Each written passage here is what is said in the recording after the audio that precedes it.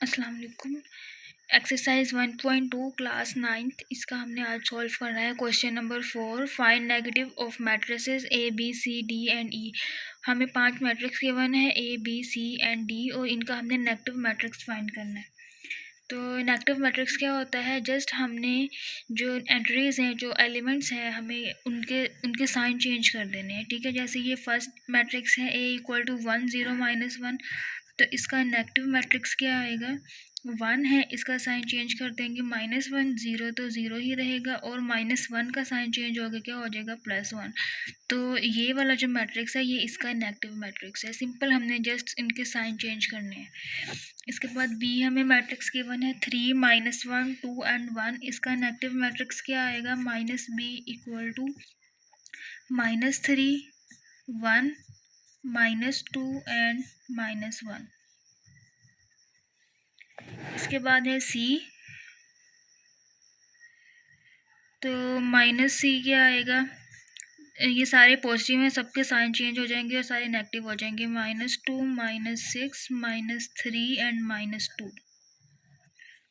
इसका negative matrix -d equal to +3 -2 +4 और -5।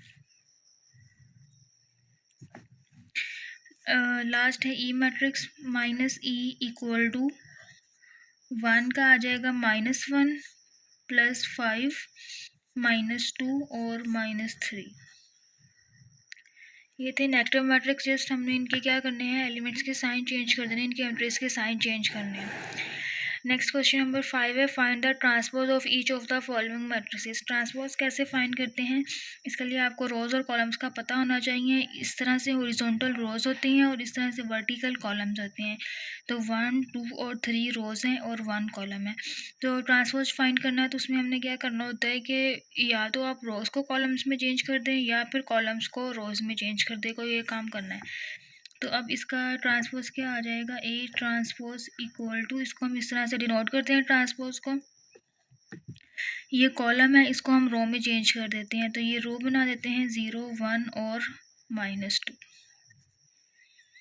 ठीक है, इसके बाद नेक्स्ट बी का ट्रांसपोज, ये रो है, इसको हम कॉलम बना देते हैं, तो 5 1 और -6। हमने जो रो में एलिमेंट्स लिखे थे उनको हमने कॉलम में राइट कर दिया है। Next C transpose equal to, इसका हमें ट्रांसपोज लेना है। इसमें 3 रोज हैं, इन 3 रोज को हम 3 कॉलम्स बना देते हैं। 1 2 एक रो है, ये हम एक कॉलम बना दिया। 2 और -1 सेकेंड रो है, इसको हम सेकेंड कॉलम बना देते हैं। 3 और 0 थर्ड रो है, इसको हम थर्ड कॉलम बना देते हैं।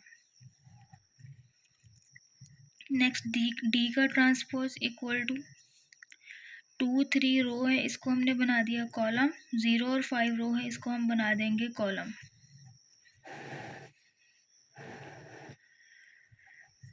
नेक्स्ट ई ट्रांसपोज 2 3 रो है, इसको कॉलम बना दिया। -4 5 जो है ये रो है, इसको भी हमने क्या किया, कॉलम बना दिया।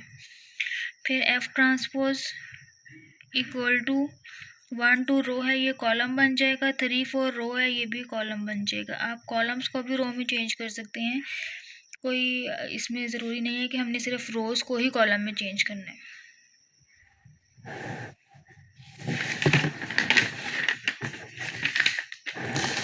उसके बाद last question, verify that if A equal to 1 2 0 1 B equal to 1 1 2 0, then हमने ये प्रूफ करना है, वेरीफाई करना है कि ए ट्रांसपोज का ट्रांसपोज इक्वल आएगा ए के। यानी कि अगर कोई एक ए मैट्रिक्स है, उसका हम 2 दफ़ा ट्रांसपोज लेते हैं तो अगेन वही मैट्रिक्स आ जाए, ये हमने प्रूफ करना है।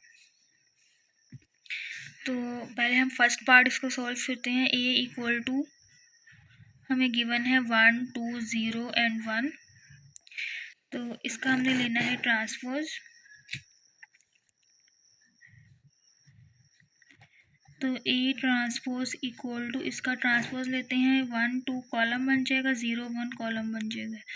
हमने एक दफ़ा ट्रांसपोज ले लिया, अब अगेन हमने ट्रांसपोज लेना है। यहाँ पे 2 टाइम्स ट्रांसपोज लेने के लिए कहा गया है। ठीक है, तो यहाँ पे हम राइट कर देते हैं, हम लेफ्ट हैंड साइड ले रहे हैं, अगेन हम ट्रांसपोज ले रहे हैं इसका।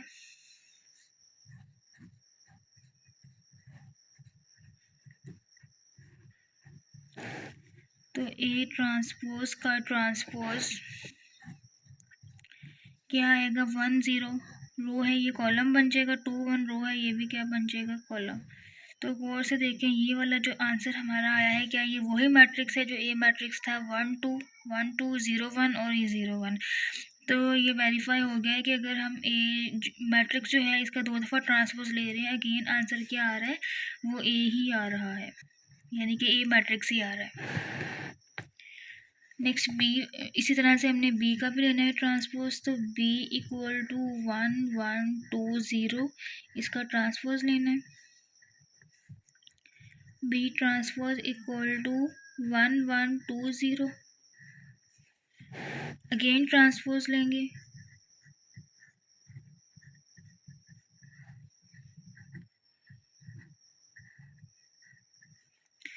तो क्या आ जाएगा इसका ट्रांसपोज 1 2 और 1 और 0। तो ये भी वही मैट्रिक्स आ रहा है जो हमारे पास स्टार्ट में मैट्रिक्स है बी मैट्रिक्स। तो ये भी हमने प्रूव कर दिया है कि इसका डबल टाइम जो ट्रांसपोज है वो इसी मैट्रिक्स के इक्वल आ रहा है। तो इसी के साथ हमारी एक्सरसाइज हो गई है कंप्लीट।